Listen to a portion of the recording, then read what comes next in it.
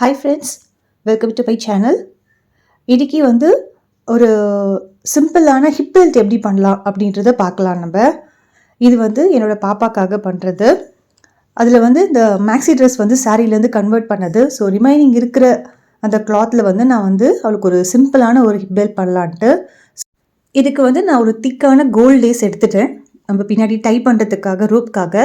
அது இப்போ என்கிட்ட அந்த மாதிரி திக்காக இருந்ததுனால நான் எடுத்திருக்கேன். நீங்கள் உங்களுக்கு வேணும்னா தின்னாக கலர்ஸில் கூட நமக்கு அவைலபிள் இருக்கும். அந்த மாதிரி பார்த்து எடுத்துக்கோங்க. ஸோ நான் முதல்ல இதை எப்படி ஃபோல்ட் பண்ண போகிறேன்னா, இந்த மாதிரி ஃபோல்ட் பண்ணிவிட்டு இது இடையில ஒரு பக்கம் இந்த மாதிரி வச்சு உள்ளார வச்சுட்டு இந்த மாதிரி ஃபோல்ட் பண்ணிவிட்டு அந்த எண்டில் கூட என்ன பண்ணணும்னா, நம்ம வேணும்னா ஒரு தையல் போட்டுக்கலாம். அப்படி இல்லைன்னா இதையும் இந்த மாதிரி ஃபோல்ட் பண்ணிவிட்டு நீங்கள் நம்மளோட அந்த கோல்டன் த்ரெட்டையும் வச்சுட்டு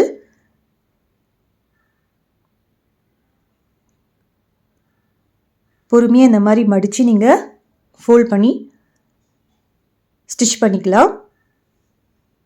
ஸோ நான் காமிக்கிற மாதிரி தான் நான் ஸ்டிச் பண்ண போகிறேன். ஃபுல்லாகவே நான் ஒரு பாக்ஸ் நல்லா ஒரு 2 அடி அடித்து நம்ம ஸ்டிச் பண்ணிக்கிட்டோம்னா நகராது. அந்த மாதிரி இருக்கும். மேலே இந்த மாதிரி இருக்கும் மெலிஸ் நமக்கு. ஸோ இந்த திக்னஸ் உங்களுக்கு எவ்வளோ வேணுமோ நீங்கள் அந்த மாதிரி எடுத்துக்கலாம். நான் உள்ளே எந்த க்ளாத்தும் நான் கொடுக்கல. நான் இந்த கிளாத்லேயே அவளுக்கு சாஃப்டாக இருக்கணுன்றதுக்காக எடுத்திருக்கேன். ஸோ இந்த லாஸ்ட்டில் நமக்கு இந்த டோரி லேஸ் இருக்குது பார்த்தீங்களா பின்னாடி, இது ரொம்ப ஈஸி. ஒரு ஸ்கொயர் கிளாத் மாதிரி எடுத்துகிட்டு இந்த மாதிரி ஃபோல்ட் பண்ணிக்கோங்க. ஃபோல்ட் பண்ணிவிட்டு நம்மளோட இன்னொரு எண்டை இந்த மாதிரி வச்சு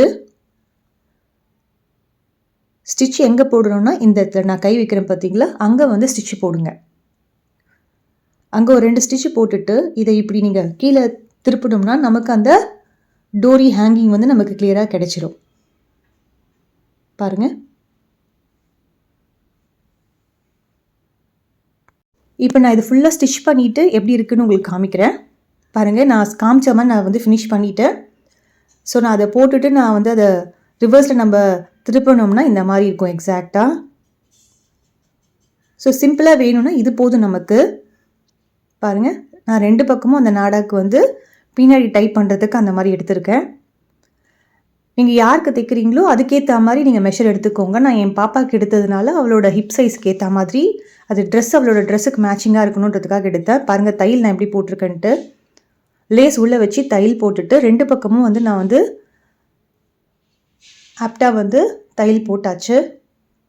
உள்ளே நான் எதுவுமே கொடுக்கல, வெறும் இது க்ளோத் தான். ஸோ ஈஸியாக இருக்கும் அவளுக்கு. உங்களுக்கு அந்த திக்னஸ்க்கு வேணும்னா நம்ம அந்த கிளாத்தில் திக் கிளாத் இருக்குது பார்த்தீங்களா, யூஸ் பண்ணுவோம்ல உள்ளார லைனிங் கொடுக்கறதுக்கு, அந்த மாதிரிலாம் நீங்கள் வச்சு நீங்கள் திக்காக நம்ம கொடுத்துக்கலாம். இப்போ இதுக்கு ரொம்பவே சிம்பிளான டிசைன் தான் நான் கொடுக்க போகிறேன். ஒரு கான்ட்ராஸ்டிங்காக இருக்கணுன்றதுக்காக நிறைய ஒர்க் இல்லை. இதுக்கு நான் கோல்டன் ஸ்டோன் செயின் தான் யூஸ் பண்ண போகிறேன். இதுக்கு நான் B7000 க்ளூ தான் எடுக்கிறேன். நம்ம ஃபேப்ரிக் க்ளூ கூட யூஸ் பண்ணலாம். பட் நான் ஃபஸ்ட் டைம் ட்ரை பண்ணுறதுனால B7000 ட்ரை பண்ணலாம் அப்படின்ட்டு, எனக்கு இன்ஸ்டண்ட்டாக சீக்கிரமாக ரெடி ஆகணும் அப்படின்றதுக்காக. ஸோ என்ன பண்ண போகிறேன், ஃபுல்லாகவே ஒரு பாக்ஸ் மாதிரி, ஒரு ரெக்டாங்கிள் பாக்ஸ் மாதிரி இந்த கோல்ட் செயினை நான் ஸ்டோன் செயினை ஸ்டிக் பண்ணிகிட்டே வர போகிறேன். பாருங்கள், லைன் கரெக்டாக போட்டுகிட்டே வாங்க. நமக்கு ஒரு ஸ்ட்ரெயிட் லைனில் கரெக்டாக டிசைன் வரா மாதிரி கரெக்டாக போட்டுகிட்டே வாங்க. B7000 க்ளூ பண்ணுறப்ப நம்ம அதை எடுக்கிறப்ப அந்த கம் மேலே வரும். ஸோ அது உடனே நீங்கள் அதை ரிமூவ் பண்ணிங்கன்னா கொஞ்சம் எக்ஸ்ட்ராலாம் படாத மாதிரி இருக்கும். பார்த்து பண்ணுங்கள். ஸோ நான் இதை அப்படியே லைனாக கம் அப்ளை பண்ணி நான் அப்படியே அதை ஸ்டிக் பண்ணிகிட்டே வர போகிறோம் ஒரு லைனாக. பாருங்கள். ஸோ இந்த மாதிரி நான் ஃபுல்லாகவே கொடுத்து முடிக்க போகிறேன்.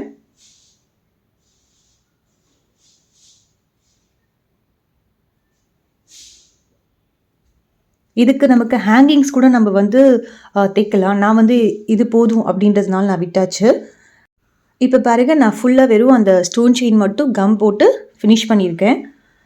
நான் இதுக்கு ஹெவியாலாம் கொடுக்கல, ரொம்பவே சிம்பிளான டிசைன். இதுக்கு நான் என்ன இது யூஸ் பண்ணியிருக்கேன்னா, பெரிய சைஸ் ஸ்கொயர் குந்தன் ஸ்டோன். இது வந்து கிட்டத்தட்ட வந்து 8 mm × 8 mm. நம்ம நார்மலாக பேங்கிள்ஸ்க்கு யூஸ் பண்ணுறது பார்த்தீங்கன்னா 4 × 4 வரும். இது வந்து பெரிய சைஸு.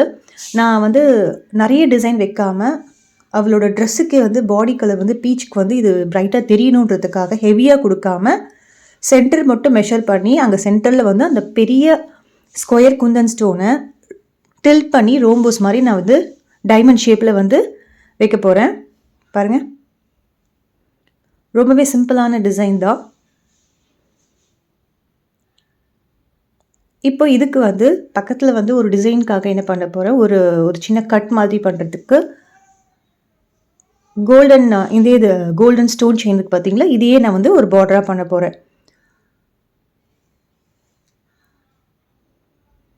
அது வந்து மெஷர் பண்ணி பார்த்து எடுத்துக்கோங்க, எத்தனை கல் வந்தால் நமக்கு அந்த கரெக்டாக அந்த வி ஷேப் மாதிரி வருதுன்ட்டு. இப்போ என்னோடதுக்கு வந்து அந்த ஸ்டோன் செயினில் 4 ஸ்டோன்ஸ் இருந்துச்சுன்னா எனக்கு அந்த வி ஷேப் கரெக்டாக வந்தது. ஸோ நீங்கள் அதை முதல்ல வச்சு பார்த்துட்டு ஸ்டோன் செயினை கட் பண்ணி எடுத்துக்கோங்க. எடுத்துகிட்டு கரெக்டாக அந்த வி ஷேப்பை வந்து கம் அப்ளை பண்ணிவிட்டு அதுக்கப்புறமா நீங்கள் அந்த ஸ்டோன் செயினை கரெக்டாக வச்சு ஃபிக்ஸ் பண்ணிங்கன்னா ஓகே ஆகிடும்.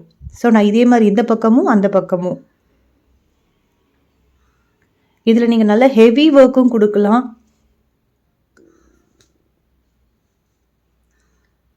பீட்ஸ் கொடுத்து நீங்கள் ஸ்டிச்சும் பண்ணலாம். ஹேங்கிங் வந்து நமக்கு கீழே வந்து நார்மல் நீடலில் நம்ம ஹேங்கிங் வந்து கோல்டன் பீட்ஸோ இல்லை என்ன மாதிரி கலர் வேணுமோ ஓவல் பீடோ ட்ராப் பீடோ அந்த மாதிரிலாம் வச்சு கொடுக்கலாம். நான் வந்து இந்த டிசைனில் அதெல்லாம் எதுவுமே பண்ணலை, வெறும் இந்த போர்ஷன் மட்டும் பண்ணிவிட்டு அங்கங்கே பக்கத்தில் வந்து நம்ம சின்ன நார்மல் வளையலுக்கு யூஸ் பண்ணுற 4 mm × 4 mm ஸ்கொயர் குந்தனை தான் இதே மாதிரி டில் பண்ணி டைமண்ட் ஷேப்பை வச்சுட்டே வர போகிறேன் நான். ஸோ ஃபுல்லாமே அதே மாதிரி தான் நான் வச்சு ஃபினிஷ் பண்ண போகிறேன். பாருங்கள், நான் லாஸ்ட்டில் வந்து அந்த ட்ரெஸ் மேலேயும் வச்சு காட்டுறேன். ஸோ எப்படி இருக்குன்னு பாருங்கள். இந்த மாதிரி நமக்கு அந்த எக்ஸ்ட்ரா க்ளோத் இருந்தாலே போதும், நம்மளே வந்து நமக்கு எப்படி வேணுமோ அந்த மாதிரி நம்ம கஸ்டமைஸ் பண்ணிக்கலாம். ஸோ சொன்ன மாதிரி இது வந்து சாரீலேருந்து நான் மேக்ஸி இது பண்ணது, அதனால் அந்த முந்தியோட டிசைன்ஸ்லாம் அப்படியே இருந்தது, அதனால் அந்த க்ளோத் வந்து நான் எடுத்துக்கிட்டேன். ஃபினிஷ் பண்ணதும் பாருங்கள் எப்படி இருக்குன்ட்டு. ரொம்பவே சிம்பிளாக, ரொம்பலாம் கிராண்டெலாம் கிடையாது, ரொம்பவே சிம்பிளாக இருக்கும். பட் இதுதான் பாருங்கள், இந்த மாதிரி ஒரு டார்க் பீச் கலர் காம்பினேஷனில் வந்து அவளோட பாடி கலர். ஸோ இதுக்கு வந்து நான் வந்து அதனால தான் இந்த மாதிரி கலர் எடுத்துக்கிட்டேன். ஸோ ரொம்ப ஒர்க் கொடுத்தோம்னா அது கலர் தெரியாதோ அப்படின்றதுக்காக நான் மைல்டாகவே வச்சுக்கிட்டேன். எப்படி இருந்ததுன்னு பாருங்கள். தேங்க்ஸ் ஃபார் வாட்சிங்.